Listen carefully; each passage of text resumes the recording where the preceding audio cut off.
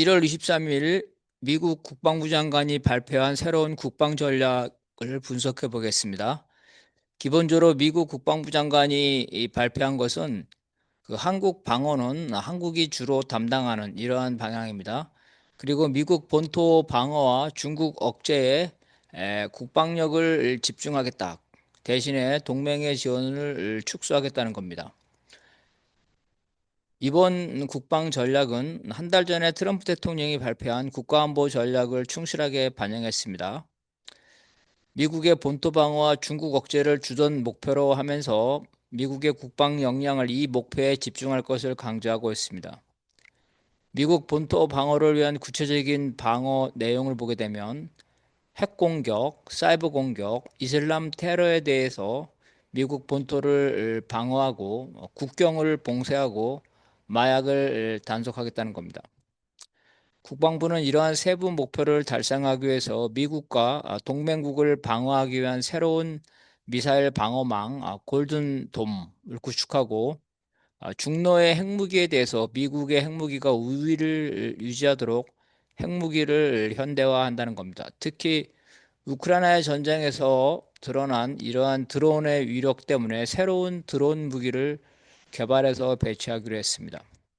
미국은 미국 본토 방어와 경제적 이익을 위해서 파나마 운하라든가 그린란드라든가 기타 중남미의 주요 지역에 대해서 미국의 지배를 강화하고 중국이나 러시아가 이 중남미에 진출하는 것을 막으려고 합니다. 중국에 관련돼서는 중국과 과거에 대치한다는 표현을 공존과 균형을 통한 억제로 후퇴하였습니다.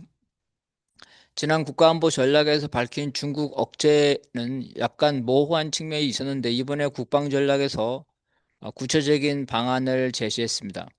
미국의 중국에 대한 기본 입장은 중국과 상호 이익을 존중하면서 서로 공존하여 발전한다는 것입니다. 미국은 중국과 전면적으로 대치하거나 중국의 체제를 전복시키거나 중국에게 굴욕을 줄 의사가 없다라고 밝히고 있습니다.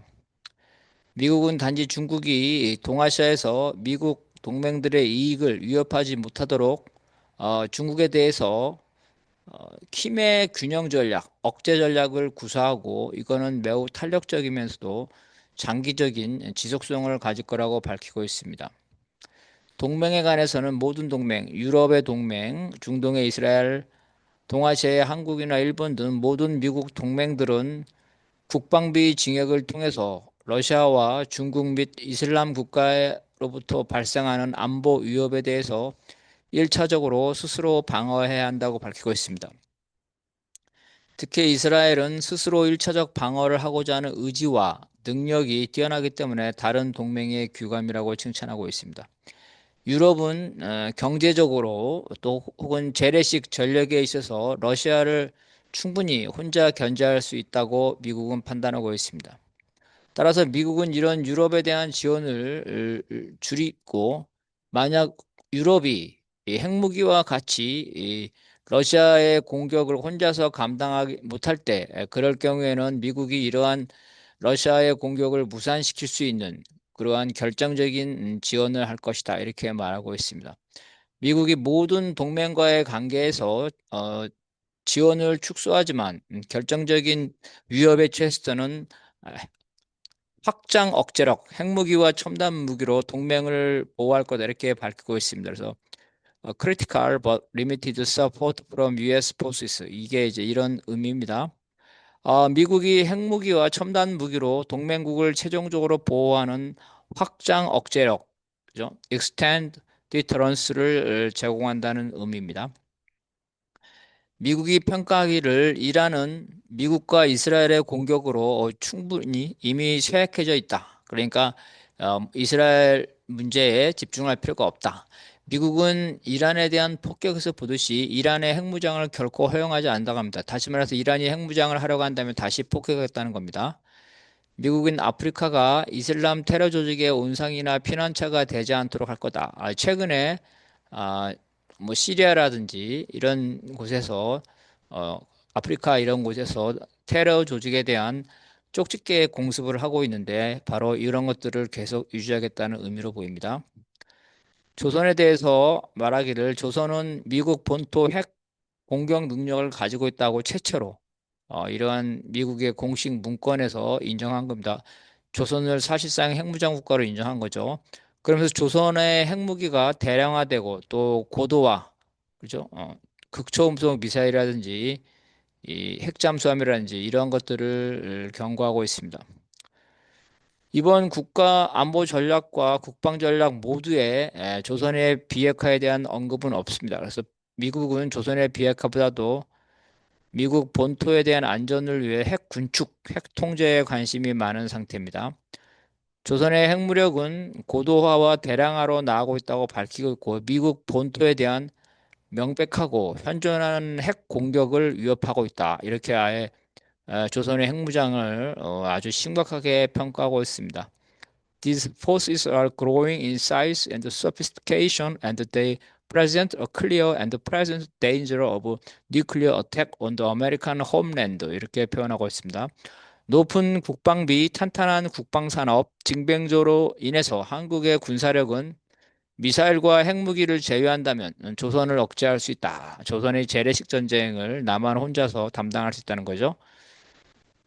그래서 한국이 더 많은 이러한 방어 책임, 한국의 국방력이 증가되었기 때문에 미국은 주한미군 등 한국에 대한 지원 역량에 대해서 미국의 우선 전략에 따라 조정할 수 있다는 겁니다. 이것은 주한미군을 신속 기동군의 형태로 세계 분쟁지역에 파견하거나 특히 대만 문제에 대응하는 이러한 예비 전력으로 운영할 수 있다는 의미가 되겠습니다.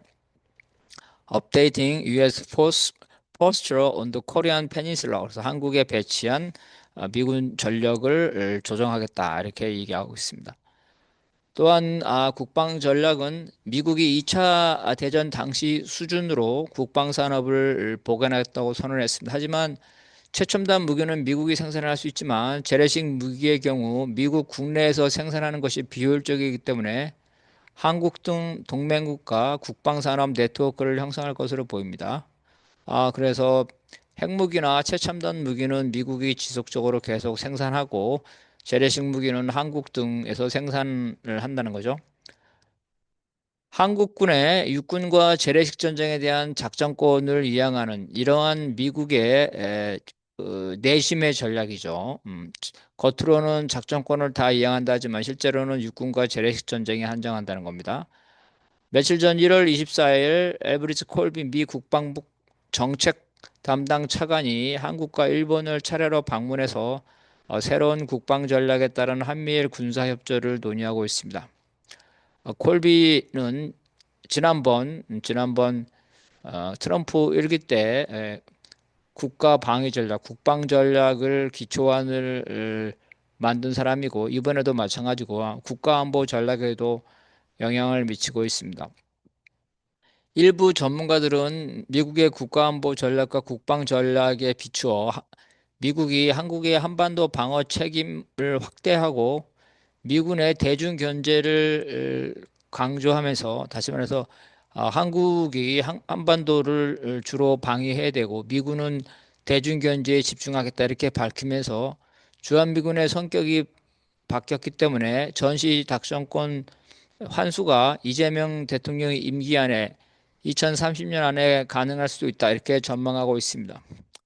하지만 미국의 전략적 유연성에 따르면 주한미군이 대만 전쟁에 대비하는 동안 한국군은 지상군과 재래식 전력의 주도권을 가질 뿐이고 핵무기, 미사일, 해군과 공군의 원거리 타격 분야에서는 미국이 여전히 작전권을 행사하게 됩니다.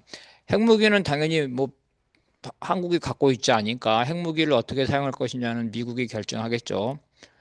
그 다음에 항공모함이라든지 그 폭격기라든지 주일미군이라든지 이러한 해군과 공군의 원거리 타격 문제도 한국과 상관이 없기 때문에 미국이 여전히 장점권을 행사하는 겁니다.